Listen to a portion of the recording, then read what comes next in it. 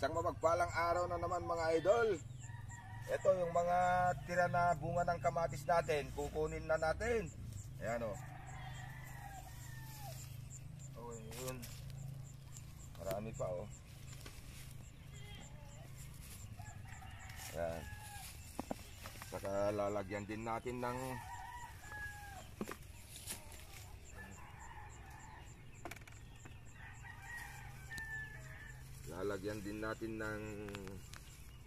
damo itong mga hindi pa hinog na natitira para kahit matagal na hindi natin kunin hindi masisira. Yan mga idol.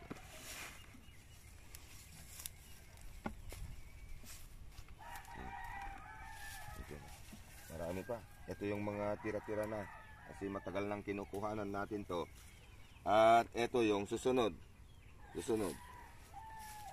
na mahihinog na, dahil tag-iisa na. Ayan o, mga ganyan. Ayan. Ganyan. Pero mas maganda tong klaseng kamatis ito mga idol.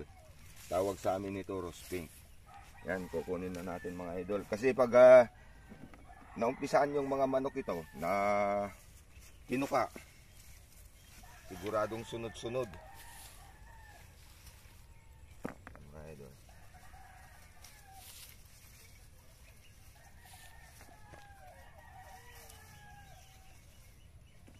Ito mga natira na tag-iisa na. Kaya lang natin dito na mahinog.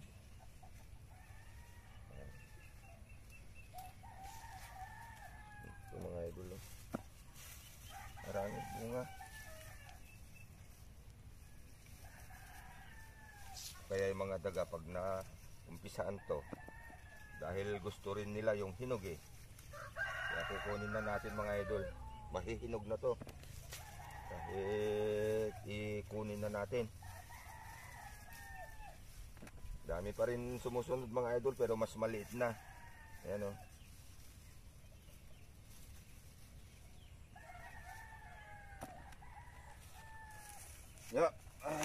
Ayan.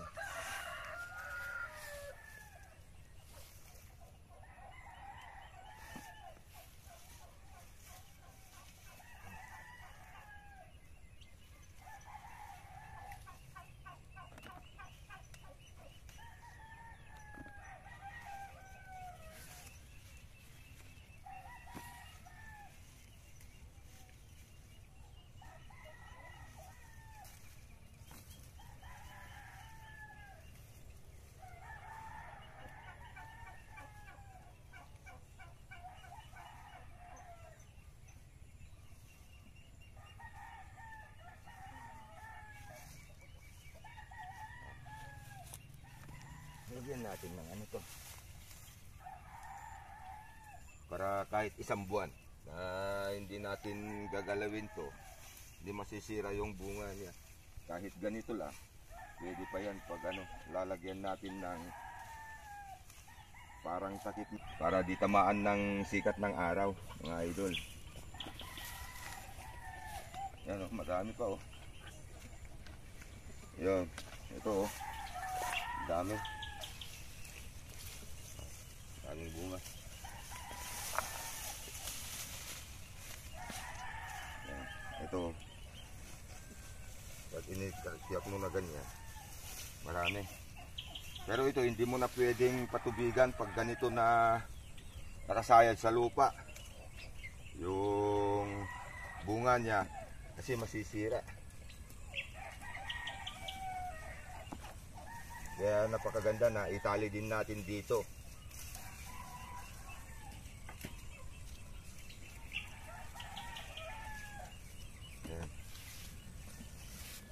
Yan. Okay muna yan. Yan. Pupunta muna tayo dun sa ating alagaan ng manok at magpakain mga idol.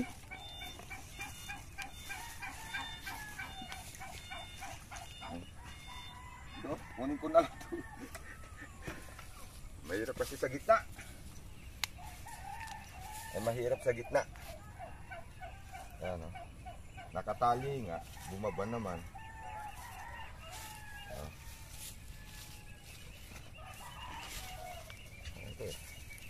natin yung mga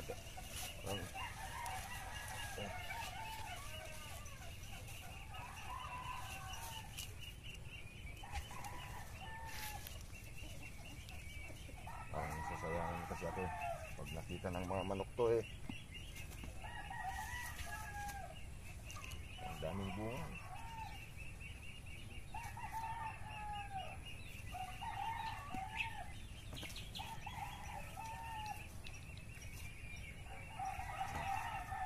Yan, magpapakain muna tayo sa ating mga alagang manok mga idol bago natin kukunin mamaya to.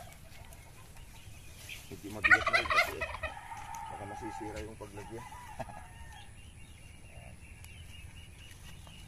Yung si misis ko kasi kumuha kong minsan hindi na ilalagay ito. Yan.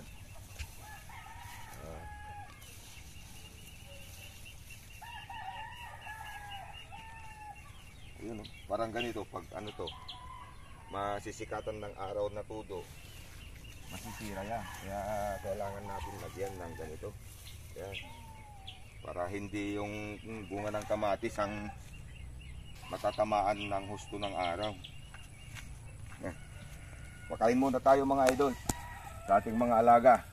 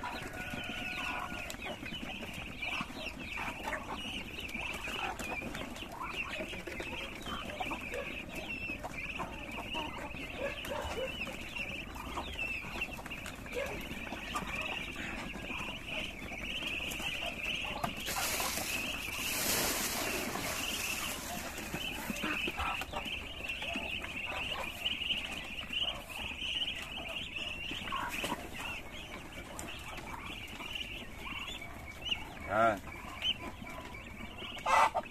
Pwede na naman natin pakawalan to mga idol.